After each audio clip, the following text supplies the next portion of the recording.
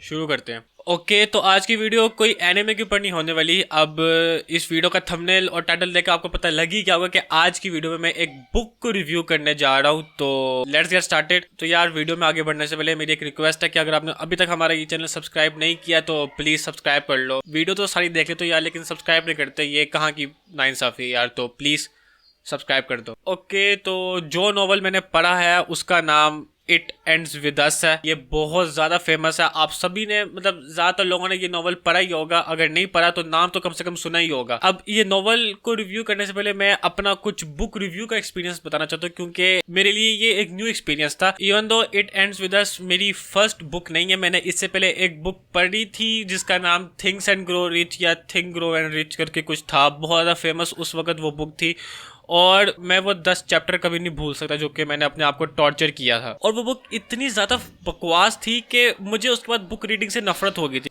Like साल पहले की बात है कि मैंने वो बुक छोड़ दी थी, तो उसके बाद से मुझे बुक से बिल्कुल नफरत हो गई थी। मैंने बुक को बिल्कुल छोड़ दिया था। फिर उसके बाद अचानक से ही मेरे दिमाग में ख्याल आया कि क्यों ना यार दोबारा से स्टार्ट करें इसको। और उसके बाद फिर मैंने कुछ रिकमेंडेशंस ली, तो फिर उन्होंने मुझे it ends with us suggest किया कि तू ये पढ़, ये काफ़ी ज़्यादा अच्छा है। क्योंकि उन्होंने कहा था कि इस नॉवल में जो स्टोरी है वो काफ़ी ज़्यादा इजी टू पिकअप है और काफ़ी ज़्यादा इजी इंग्लिश इसमें यूज़ की हुई है। अब ये बुक स्टार्ट करने में भी बहुत ज़्यादा ऐसे ड्रामे हुए थे, क्योंकि पहले तो मैंने जोश में आके कोई 2 या 3 चैप्टर मैंने पढ़ लिए थे। उसके बाद दोबारा से मैंने छोड़ दिया, क्योंकि उस वक्त मेरा मूड ही नहीं कर रहा ये किताब पढ़ने का और मैं एम ही अपने आप को पुश कर रहा था मैं।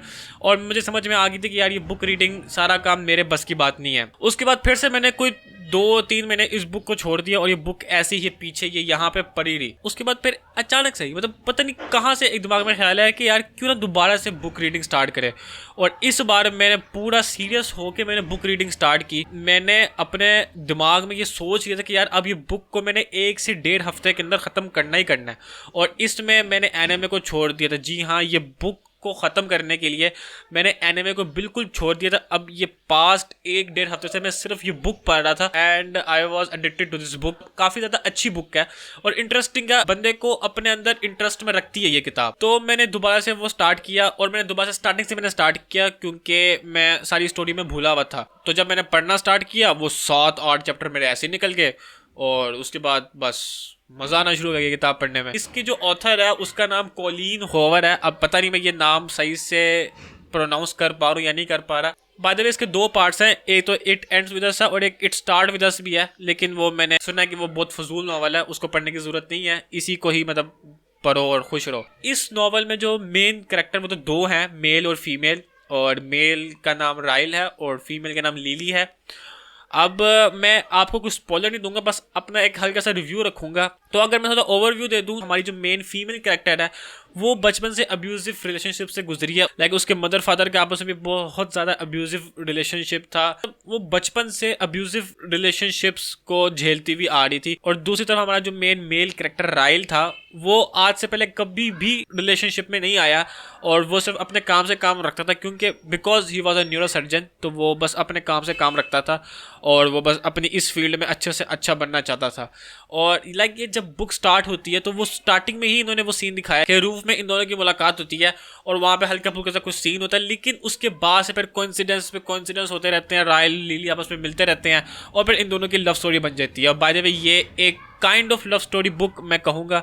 और फिर बस उसके बाद राइल और लिली की लव स्टोरी ही दिखाते रहे और बात सीन तो बिकॉज मेरा फर्स्ट एक्सपीरियंस था किसी इंग्लिश नॉवल का, उसमें ऐसे ऐसे सीन्स लिखे हुए थे कि यार मैं सोचा कि यार ये वाकई में ये सीन लिखे हुए हैं, क्योंकि इससे पहले जो ऐसे रोमांटिक सीन थे वो मैंने सिर्फ देखे हुए थे। इसमें मैं पढ़ रहा था और वो सारा मेरा माइंड में इमेजिन होता जा रहा था। अब वैसे मैं कोई स्पॉइलर नहीं दूंगा, लेकिन मैं एक आध सीन के बारे में बात करना चाहता हूँ कि जो चैप्टर नंबर 25 या 26 के अंदर जो मेन फंडा हुआ था राइल और लिली का, उसके अंदर जो मेरे कुछ ऐसे इमोशंस थे, मेरे कुछ एक्सप्रेशन थे। तो मेरी नज़र में जो राइल था उसने बिल्कुल थोड़ा सा, बिल्कुल इतू सा ओवर रिएक्ट किया था सिचुएशन के हिसाब से। लाइक वो उसको लाइक मैं सोच रहा था कि यार राइल इसको ज़्यादा अच्छी तरह से टैकल कर सकता था। ठीक है उसको टेम्पर इश्यूज़ हैं, लेकिन मैं सोच रहा था कि यार ये अच्छी तरह से इसको टैकल कर सकता था।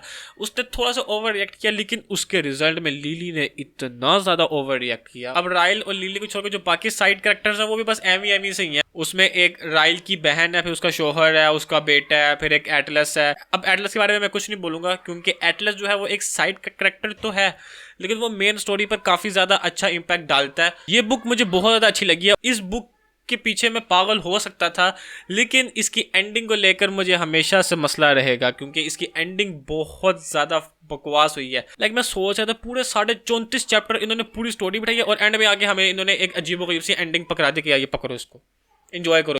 मुझे पूरी बुक सही लगी। एंडिंग के जो 2 पेजेस थे ना, उसमें मुझे इतना गुस्सा आया। मैं बेड में बैठ के बुक पढ़ रहा था मैं, एंड जब लास्ट के 2 पेजेस आए और जब मैंने वो 2 पेज रीड किए ना, मुझे इतना ज़्यादा गुस्सा आया। एंड वो 2 पेजेस ख़त्म करके मैंने बुक दे के बेड में मारी थी। मैंने कहा यार इतनी बकवास एंडिंग हुई है ना, मुझे वो एंडिंग बिल्कुल पसंद नहीं आई है और ज़्यादा लोगों को वो एंडिंग पसंद नहीं है।